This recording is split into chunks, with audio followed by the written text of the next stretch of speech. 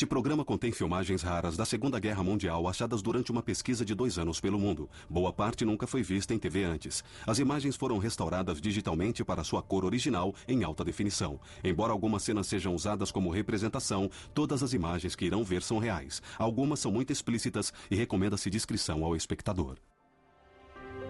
No episódio anterior... Eu tento me localizar, mas estou perdido. Em sua primeira missão numa zona de combate, o recruta Rocky Blunt se perdeu em território nazista e acabou frente a frente com o inimigo. Eu não tenho escolha. Chego por trás dele e o golpeio com força na pistola. E quando ele caiu, cortei a garganta dele. Enquanto isso, no Pacífico... Vi morteiros caindo uns 300 metros de mim. O fuzileiro Nolan Marbury foi ferido em ação em Peleliu. De repente, tudo ficou escuro. E o correspondente de guerra Robert Sherrod estava em Iwo Jima, onde testemunhou um dos momentos mais icônicos de qualquer guerra até hoje. Se conseguirmos capturar aquela monstruosidade vertical, poderemos fazer qualquer coisa.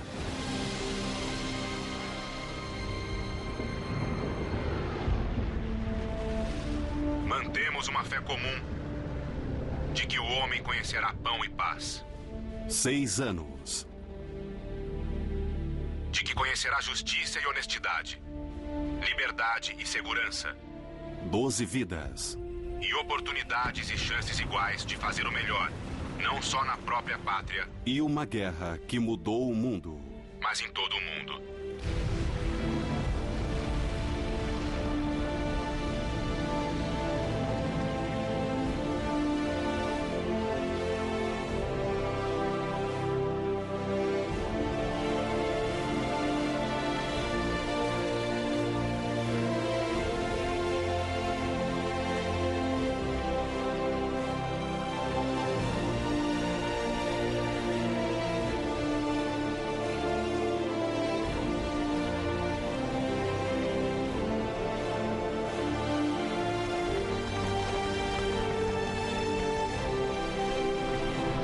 Segunda Guerra Mundial.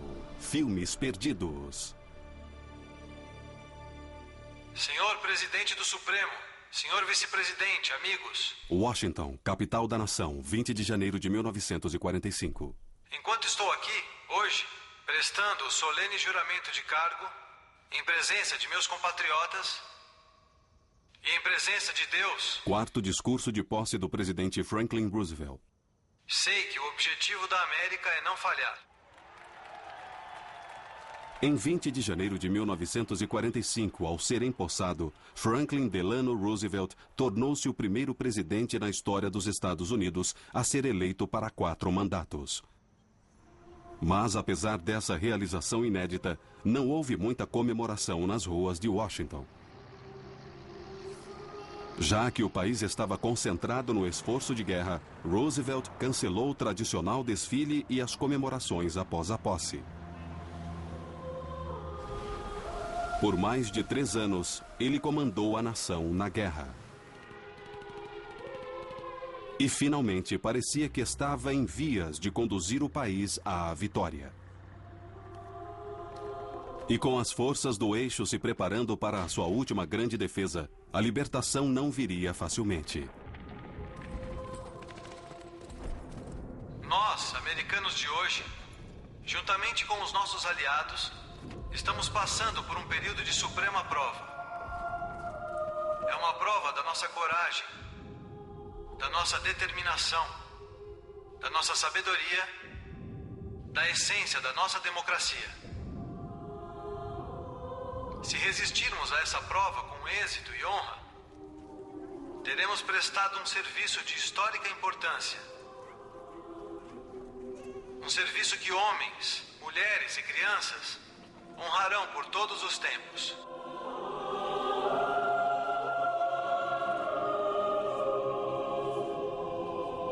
Floresta de Ardennes, Bélgica. 1 mês antes.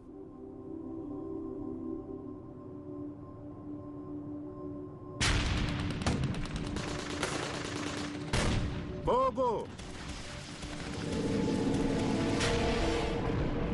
Na floresta de Ardennes, perto da fronteira entre a Bélgica e a Alemanha, quase 250 mil soldados alemães encabeçados por 600 tanques lançaram um ataque surpresa contra as linhas norte-americanas. Foi a última e desesperada ofensiva de Hitler, a sua última chance de virar o jogo, que ele estava perdendo. Espalhados por uma grande área e carentes de suprimentos, os americanos estavam em desvantagem. Em poucos dias, os alemães os forçaram a recuar mais de 60 quilômetros, criando uma saliência nas linhas americanas. Os americanos precisavam segurar os alemães até a chegada de reforços. Mas com a chegada das tempestades de neve do inverno e as temperaturas abaixo de zero, para os americanos, a situação foi de mal a pior.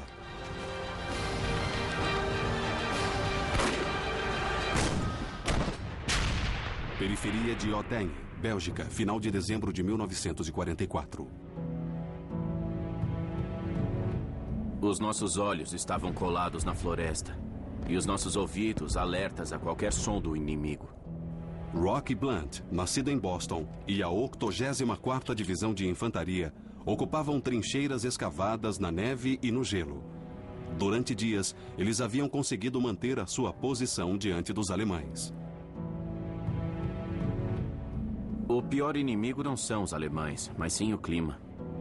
Começou a nevar no dia que chegamos aqui e não parou desde então. Sempre estou coberto por uma camada de neve e gelo. Está tão frio que nem consigo respirar. Rocky e muitos dos 600 mil soldados lutando na floresta de Ardennes e na região da Alsácia ainda usavam as mesmas roupas de quando haviam chegado na Europa, nos meses de verão e outono. Algumas unidades dos aliados haviam recebido equipamentos de inverno, mas outras, como a unidade de Rocky, não, devido a falhas de comunicação e falta de equipamentos. Nós não temos galochas de borracha. Não temos sobretudo. Não temos luvas nem cachecol.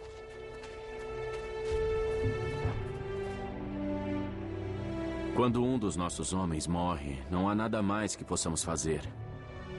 Pilhamos os nossos próprios mortos.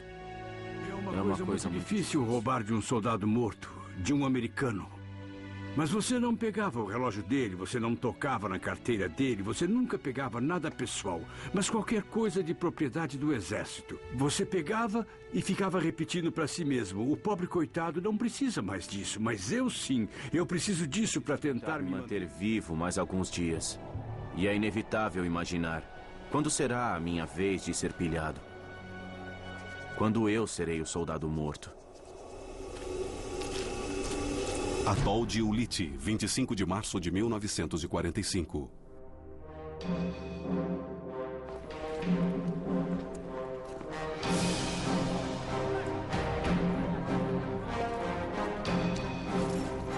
Essa próxima operação parece ser a mais decisiva de todas. Um final lógico para a luta que começamos em Tarawa. E para toda a maldita campanha na região central do Pacífico.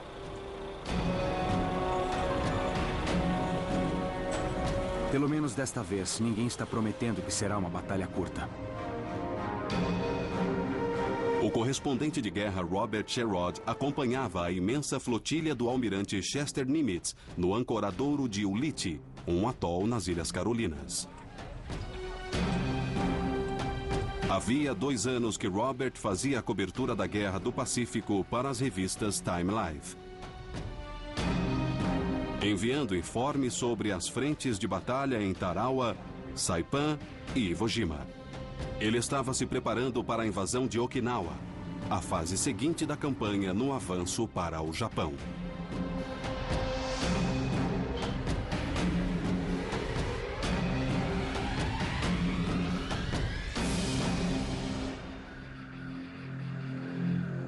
Hoje, todos os correspondentes estão no navio de comando do almirante para pegar os detalhes da Operação Iceberg.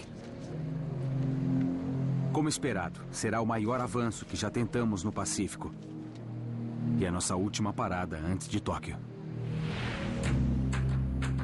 localizada a 560 quilômetros ao sul do Japão, Okinawa daria aos americanos uma base de onde mandar os homens e suprimentos necessários para lançar uma invasão contra o continente japonês.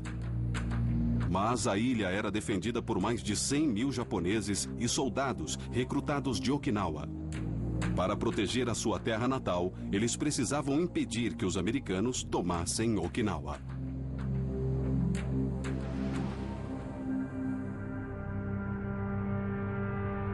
Esperando uma grande resistência, os americanos reuniram uma força de desembarque maior do que aquela que atacou a Normandia no dia D. Mais de 1.500 navios, levando 183 mil soldados, se dirigiam para Okinawa. Eu pedi para acompanhar os comandantes da 6ª Divisão do 6º Grupamento de Fuzileiros. Os mesmos homens com quem eu estava quando invadimos Saipan. Mas não importa quantos desembarques faça, você nunca está pronto. Desta vez parece que há mais em risco e que a força de invasão é maior. Contudo, de alguma maneira, eu ainda me sinto inquieto. Como se isso não fosse bastar.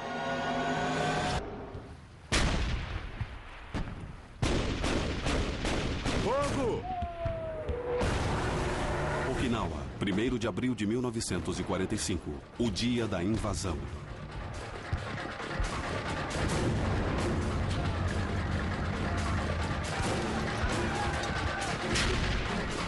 Oito e meia, 2 divisões do Exército e 2 da Marinha aproximaram-se das praias de Okinawa. 9 horas, 16 mil fuzileiros e soldados do Exército começaram a desembarcar em Okinawa. Vão, vão, vão!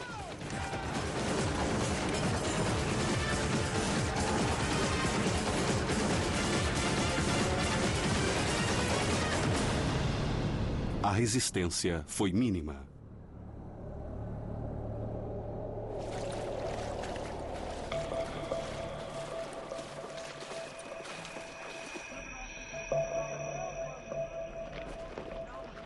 Segundo grupamento. Ninguém entendeu absolutamente nada.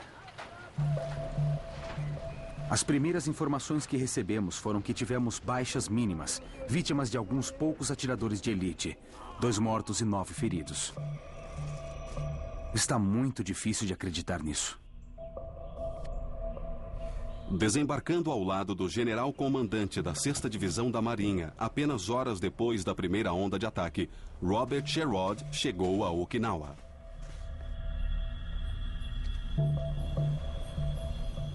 Ninguém está escavando trincheiras ao longo da praia. Estão lá, parados, na maior tranquilidade. Os tanques sobem os morros e tratores avançam pelo interior para fazer estradas. Esperamos. Acho impossível que os tenhamos surpreendido. Mas eles devem estar aqui, em algum lugar.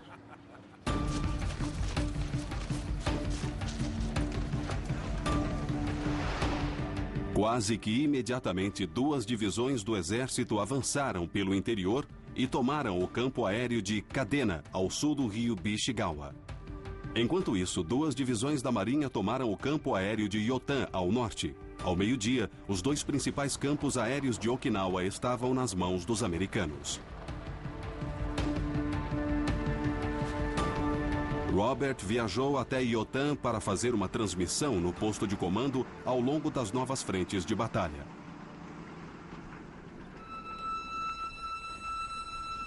Quando ele chegou, viu que centenas de moradores de Okinawa estavam se entregando aos fuzileiros.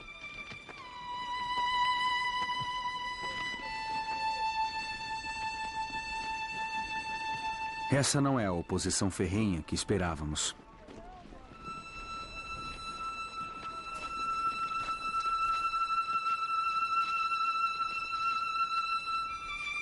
Essas pessoas parecem ser as mais miseráveis do planeta.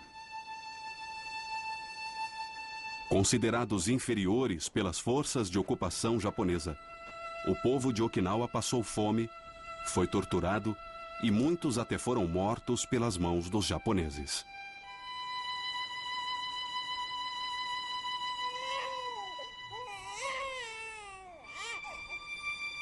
Aqueles que conseguiram fugir ansiosamente buscaram refúgio com os americanos.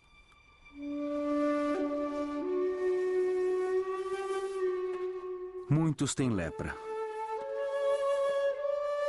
Outros estão muito desnutridos.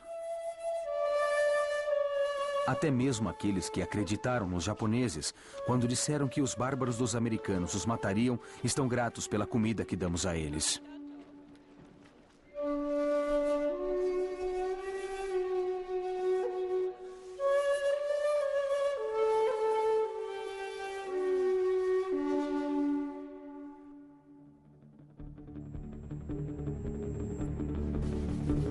Distante apenas alguns quilômetros de Robert e dos refugiados, o cabo Nolan Marbury, recentemente promovido, e a 1ª Divisão da Marinha estavam na periferia do campo aéreo de Yotan. O primeiro dia da invasão chegava ao fim, mas os homens estavam inquietos. Os japoneses sempre costumavam atacar à noite, e os americanos temiam ser alvos fáceis. Eu vi um pontinho de luz. E depois outro. Atenção! Os japoneses estavam vindo. Ali, atire naquela luz!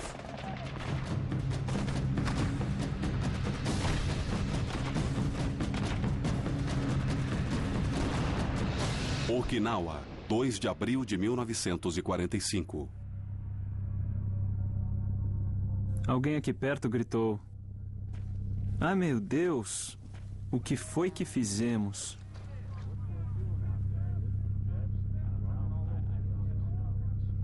Eu não acredito. Eu esperava tropas japonesas. Em vez disso, o chão está forrado de civis mortos.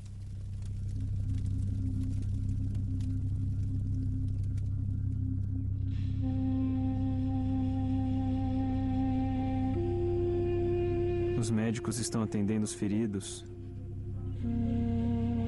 Aqueles com uma chance de viver.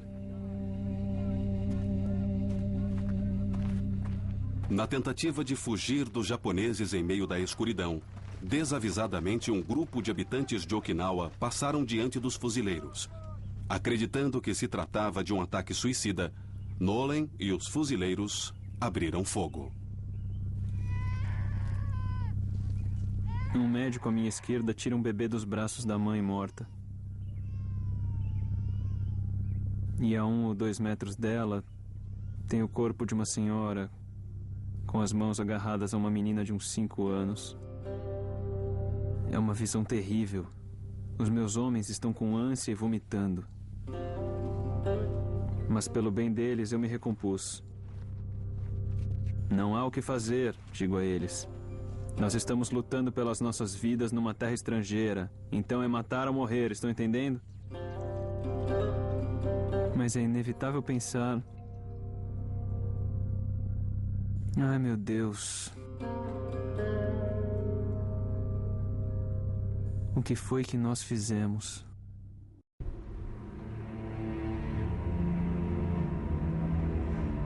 Já estamos aqui há 3 dias e 3 noites. A minha cara está congelada. Eu não sinto as minhas pernas. Quanto mais tempo fico aqui, mais certeza tenho de que vou congelar até morrer. Floresta de Ardennes, Bélgica, final de dezembro de 1944. Rock Blunt e a 84ª Divisão de Infantaria estavam no inferno congelado da floresta de Ardennes. Eles ainda esperavam um contra-ataque alemão. Quer mais um pouco? Quero sim. Desde o início da Batalha de Ardennes, havia 2 semanas, o inverno impossibilitou os dois lados, incapacitando o poderio aéreo americano e limitando a mobilidade da força de ataque alemã.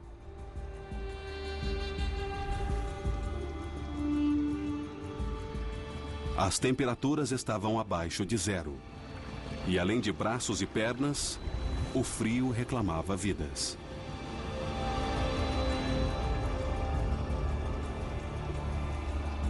Isso é muito mais do que um homem deve ser obrigado a suportar. Se já não estivesse morto de frio, eu me permitiria imaginar quando isso vai terminar. Eu não quero fechar os meus olhos, mas não tenho escolha. Eu estou exausto demais. Quando abro os olhos, acho que é de manhã, mas não tenho certeza. Eu tentei sair do buraco, mas as minhas pernas estavam presas num bloco de gelo, quase chegando aos meus joelhos. E então, quando eu gritei por socorro porque não conseguia ficar de pé, os outros soldados da minha unidade vieram com baionetas e começaram a escavar o gelo nas minhas pernas para tentar me soltar dessa camada sólida de gelo no fundo da trincheira. E quando eles finalmente ergueram o meu corpo do buraco, com gelo ainda preso nas minhas pernas, estavam tentando me deixar de pé, e assim que eles conseguiam, eu ficava mole e caía no chão. Não conseguia ficar de pé, e então me puseram numa ambulância e me levaram embora.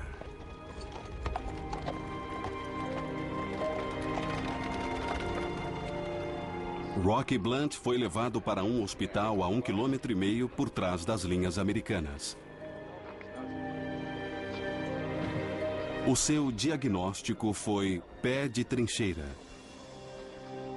Causado pelo frio e má higiene, a doença pode impedir o fluxo de sangue para os pés. Se não for tratado, pode levar a ulcerações de frio e, no pior dos casos, a amputação. Eu ouvi 2 médicos dizendo que iam amputar os meus pés. E eu comecei a chorar como um bebê, implorando a eles: não tirem os meus pés, eu sou musicista, sou baterista, preciso dos meus pés, por favor, não tirem meus pés. E quando comecei a chorar, eles me ouviram e disseram: vamos esperar mais um dia ou 2 e ver se tem alguma melhora. E aparentemente houve uma pequena melhora, porque eles não amputaram, mas me seguraram no hospital até eu conseguir ficar de pé e em seguida me mandaram de volta à minha unidade.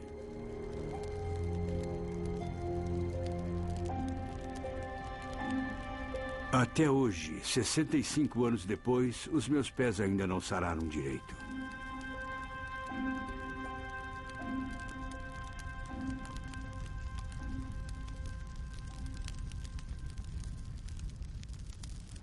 Ao largo de Okinawa, 6 de abril de 1945.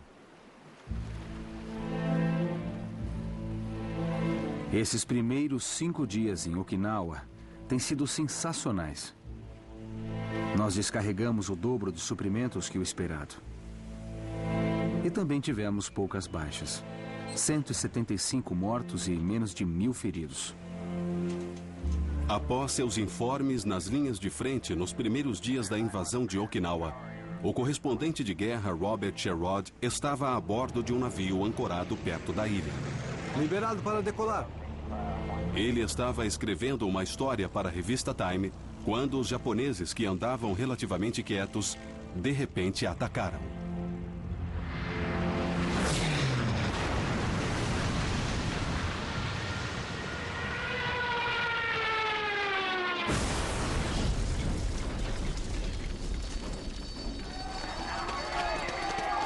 Em uma tentativa de manter os 180 mil soldados americanos no mar, os japoneses lançaram um ataque mortífero contra a flotilha norte-americana, trazendo a morte do céu. Embora houvessem lançado kamikazes pela primeira vez contra seus navios há meses, desta vez não eram apenas alguns aviões, mas centenas.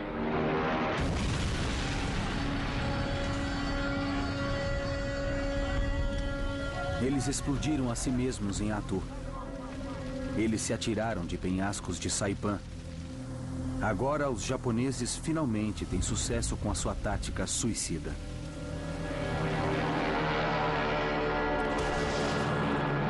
Só mesmo os japoneses poderiam aliar esse fervor religioso medieval a uma máquina moderna como o avião.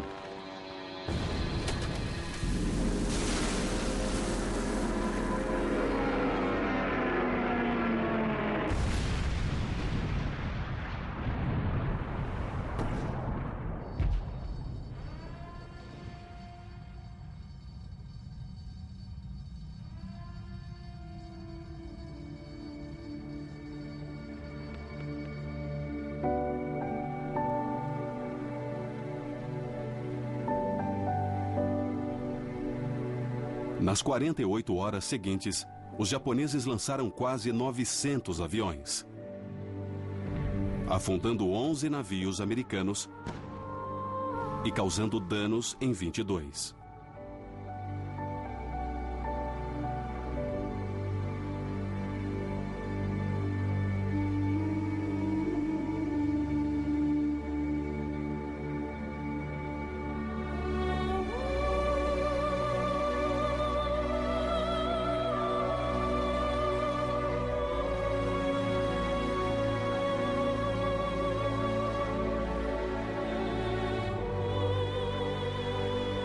Nas 6 semanas seguintes, mais de 2.000 aviões japoneses atacaram a flotilha americana.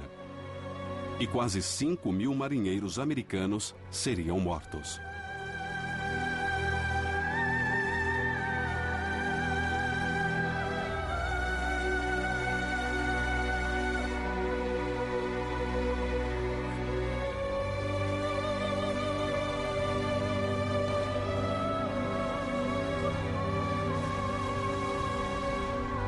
Estamos cercados por gasolina em chamas. A guerra não acabou ainda.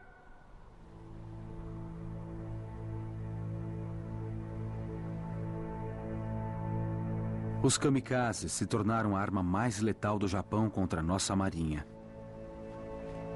Pela primeira vez, eu me sinto mais seguro em terra.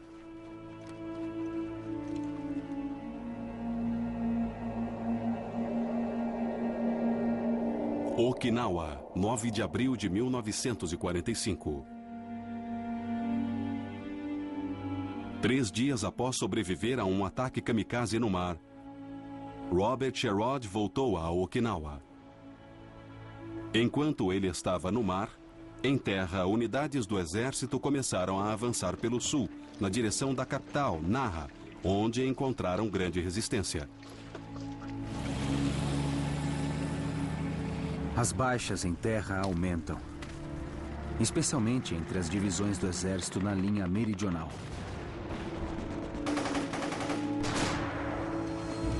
Onde a intensidade da resistência aumenta.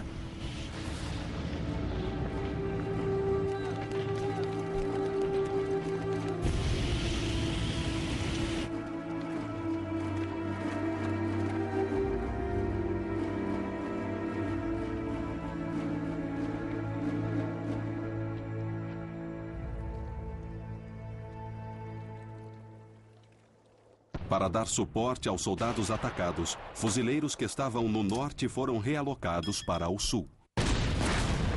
Então eles se aproximavam da principal posição defensiva japonesa, conhecida como Linha Shuri.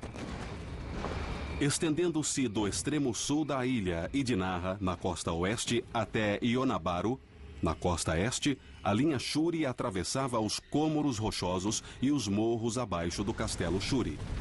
Lá, japoneses fortemente armados esperavam os americanos entrarem em sua linha de tiro.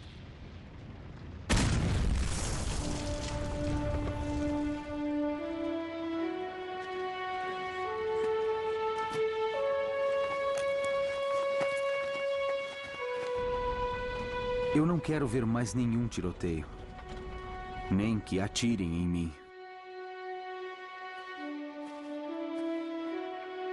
Venho seguindo a campanha na região central do Pacífico Central há tanto tempo que às vezes parece que nunca escrevi sobre outra coisa senão sobre a guerra.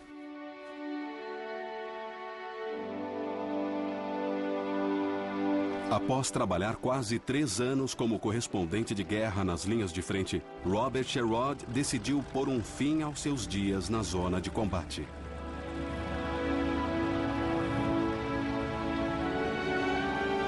Robert Sherrod voltou à capital, Washington, para ser correspondente do Pentágono. Ele publicou 2 livros sobre as suas experiências, Tarawa e One to Westward.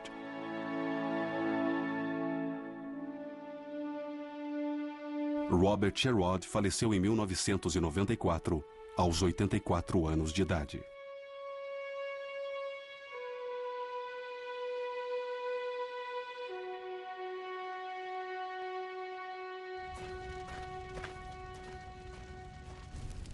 Eu estou cercado por restos de tanques esmagados e queimados.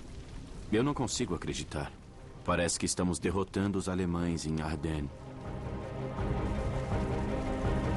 Floresta de Ardennes, Bélgica, janeiro de 1945.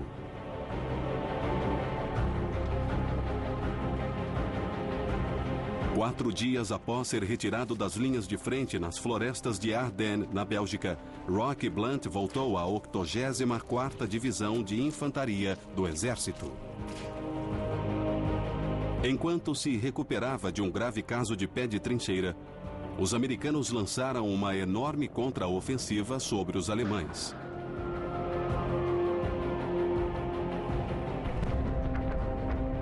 Enquanto o poderio aéreo aliado atacava as linhas de suprimentos alemãs, unidades americanas avançavam para o norte, enquanto unidades britânicas avançavam para o sul.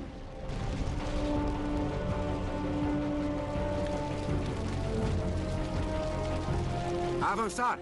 No início de janeiro, Hitler começou a retirar as suas forças. E no final do mês, o confronto apelidado de A Batalha do Promontório foi encerrado.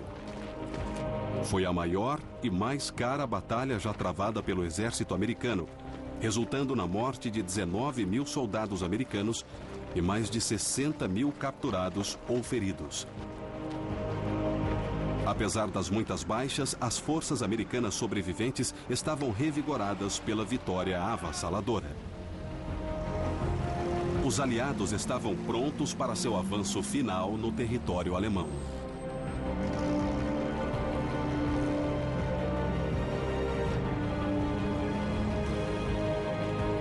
Não há mais linhas de frente, mas nenhuma divisão entre companhias ou batalhões. Nenhum setor seguro ou perigoso. Os alemães podem estar em todo lugar, mas nós também estamos. A maré virou. Agora, nós estamos na ofensiva. E são os alemães que estão correndo. Está tão perto que podemos até sentir. Nós praticamente podemos cheirar que é o fim da guerra.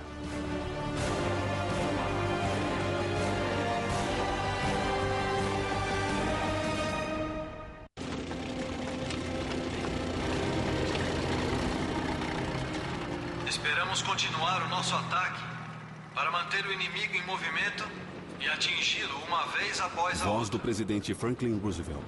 Não lhe dar nenhum descanso e avançar em direção ao nosso objetivo final, Berlim. Palácio de Livádia, Yalta, Crimeia, início de fevereiro de 1945.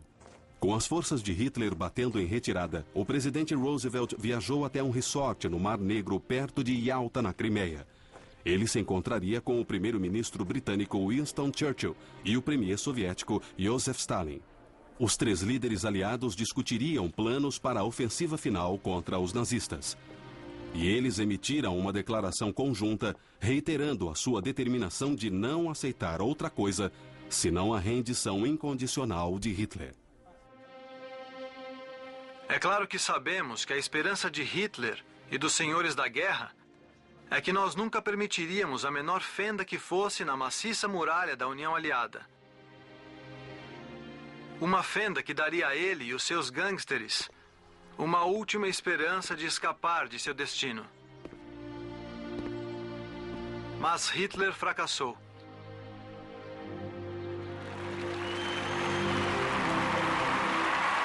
Herford, Alemanha, abril de 1945.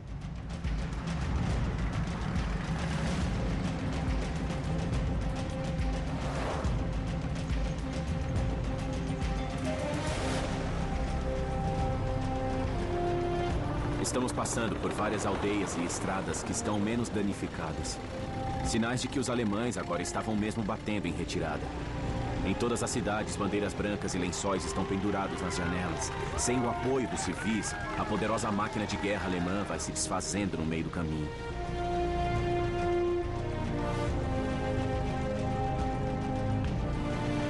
Rocky Blunt e a 84ª Divisão de Infantaria estavam se deslocando para o leste, através das cidades alemãs destruídas pelos ataques aéreos aliados.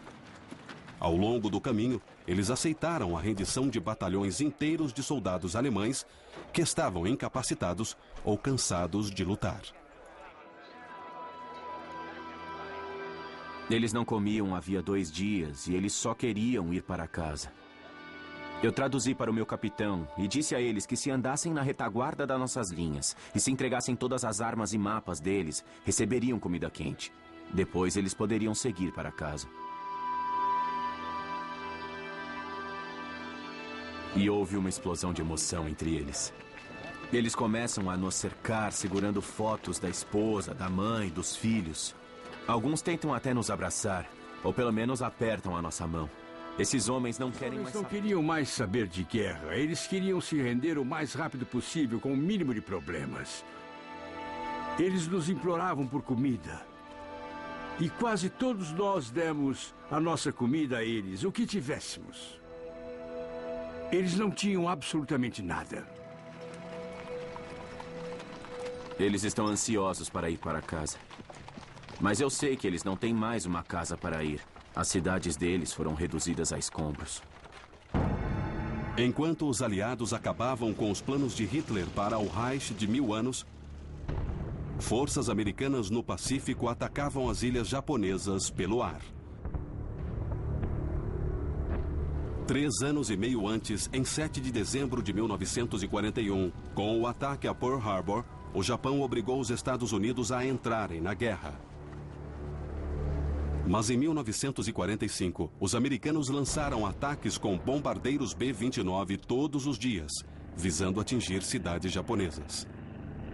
A 3.000 metros de altura, o fim parece próximo. Mas em terra, soldados e fuzileiros estavam entranhados numa luta que se tornava mais ferrenha a cada dia.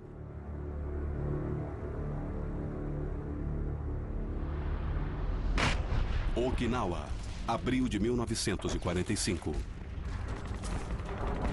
O avanço para o sul é pelo interior e sobre os morros. Não fosse pela lama, teríamos chegado aqui há muitos dias.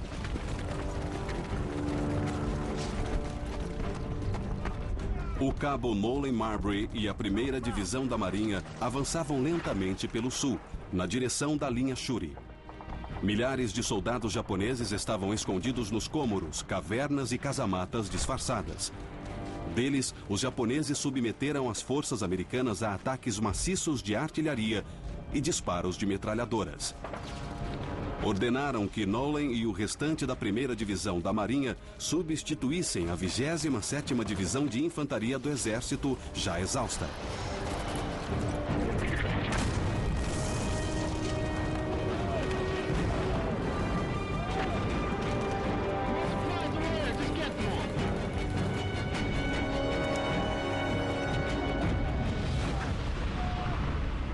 A frente japonesa está perto, do outro lado do vale.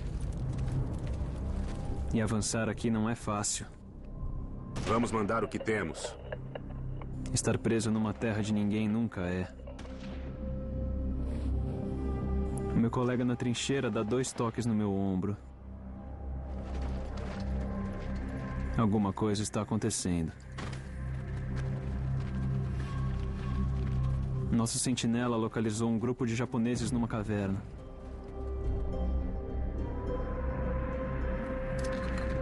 Ao corrermos de volta para as nossas linhas, as granadas detonaram.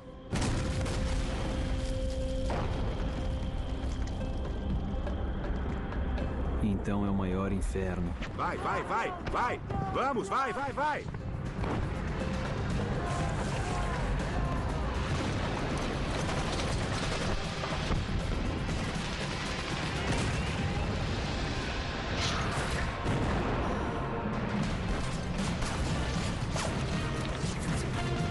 Atrás de mim, ouço mais tiros.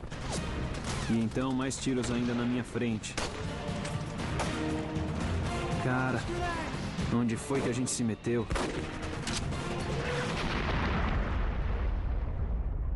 Médico!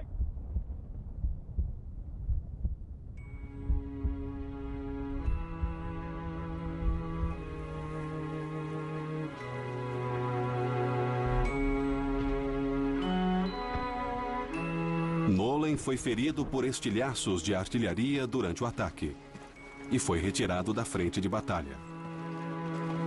Levado a um navio hospital ancorado ao largo de Okinawa com um ferimento na cabeça, ele logo foi tratado. Mas os médicos determinaram que o seu estado era grave demais e que ele deveria ser mandado para casa. Para Nolan Marbury, a guerra finalmente havia terminado.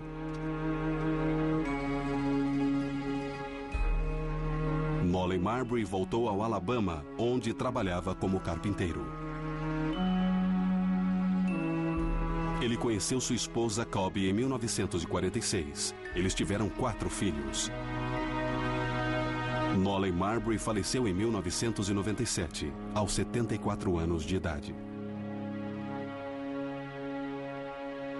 12 de abril de 1945. Na Casa Branca, a bandeira está a meio pau. Faltando apenas 10 minutos para as 18 horas de hoje, a notícia foi dada para o mundo. A primeira reação entre as pessoas foi de total descrença. Por todo lado, houve um tributo silencioso pela morte de um grande líder. Uma baixa de guerra, tanto quanto qualquer soldado morto em batalha.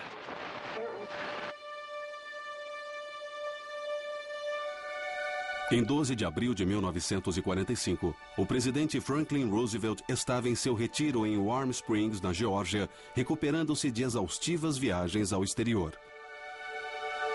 À 1h da tarde, Roosevelt caiu no chão de sua sala de estar. Às 13h35 da tarde, o presidente americano que mais tempo ficou no poder estava morto. O mundo fez alguns momentos de silêncio hoje, quando foi divulgada a notícia de que o presidente Roosevelt havia falecido. Informe da rádio NBC. Notícias que chocaram e deixaram todos sem ação no país inteiro, no mundo inteiro. Milhões de homens e mulheres ficaram pasmos e incrédulos.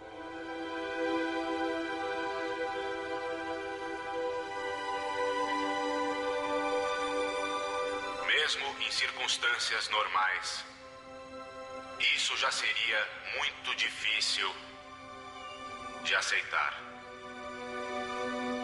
Embora boatos sobre a saúde debilitada do presidente já corressem havia mais de ano, a sua morte súbita pegou a nação de surpresa e a deixou incerta sobre o resultado da guerra.